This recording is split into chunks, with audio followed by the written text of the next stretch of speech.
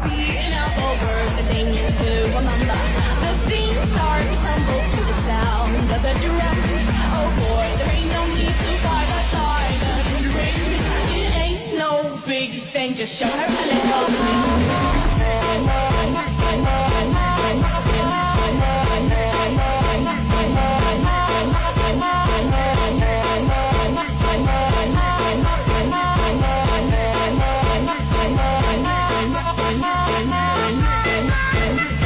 Assalamualaikum warahmatullahi wabarakatuh.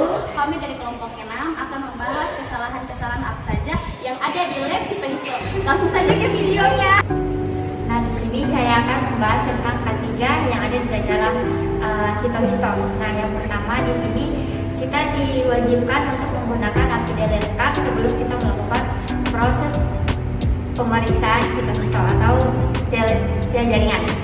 Nah, di sini yang terutama yang harus dipatuhi yaitu menggunakan APD yang lengkap. Yang pertama, menggunakan masker.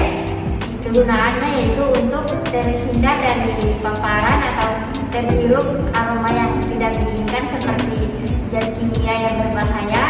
Terus yang kedua, menggunakan handscoon agar terhindar dari kontaminasi antara bahan-bahan kimia yang tidak diinginkan berupa alkohol, formalin, dan bahan-bahan yang lainnya. Nah, yang terakhir, penggunaan APD lengkap yaitu baju lab, karena kegunaan ini untuk terhindar dari tumpahan cairan yang tidak diinginkan agar tidak terjadi hal-hal yang tidak diinginkan. Nah, itu saja K3 dari Sitohisto. Lebih kurangnya saya mohon maaf. Di sini saya akan menjelaskan apa saja yang terdapat pada praanalitik. Yang terdapat pada praanalitik yaitu dua, yaitu persiapan pasien sama persiapan sampel. Pada persiapan pasien itu diminta identitas pasien, contohnya seperti nama, tempat tinggal, dan umur. Terus yang kedua yaitu pengambilan sampel. Sampel yang dibutuhkan yaitu sampel pada pasien yang penderita tumor.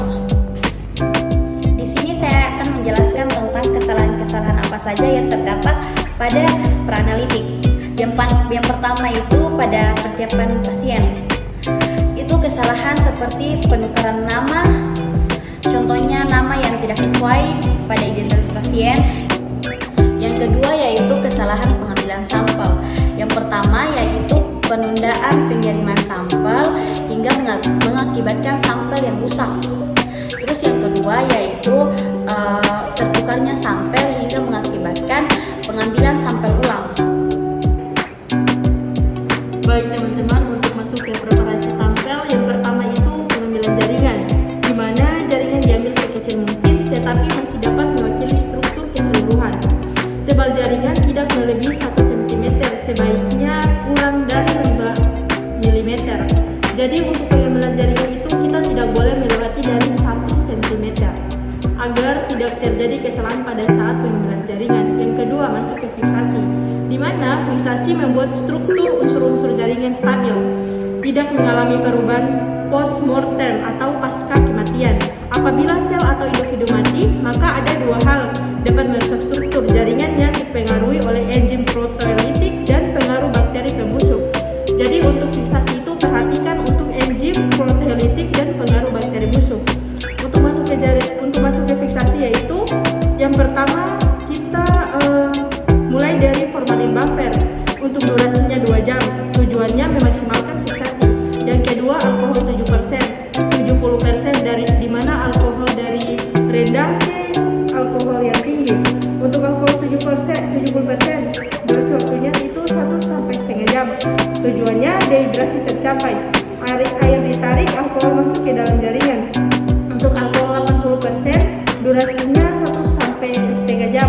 Alkohol 5%, durasinya 1–1,5 jam. Untuk masuk ke absolut 1, alkohol absolut 1, yaitu durasi waktunya 1 jam. Tujuannya alkohol bertingkat, meminimalisir shock penyerap alkohol maksimal. Absolut 2, durasi waktunya 1–5 jam. Absolut pengambilan jaringan itu bisa teman-teman lihat, di mana pengambilan yang kita ambil itu sepertiga pada jaringan yang di depan, tidak boleh pada jaringan yang di belakang, yang jaringan besar. Jadi kita pakai jaringan yang di depan ini, yaitu 1 cm.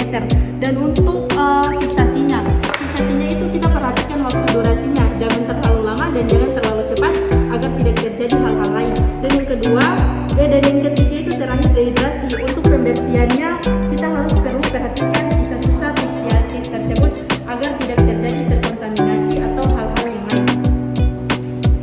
Jadi teman-teman, pada proses ini atau ada proses embedding atau penanaman merupakan proses untuk mengeluarkan cairan pembandingan dari jaringan dan digantikan dengan parafin. Jaringan ini harus terbebas dari cairan pembandingan karena nantinya akan mengkristal dan sewaktu dipotong jaringan akan mudah robek.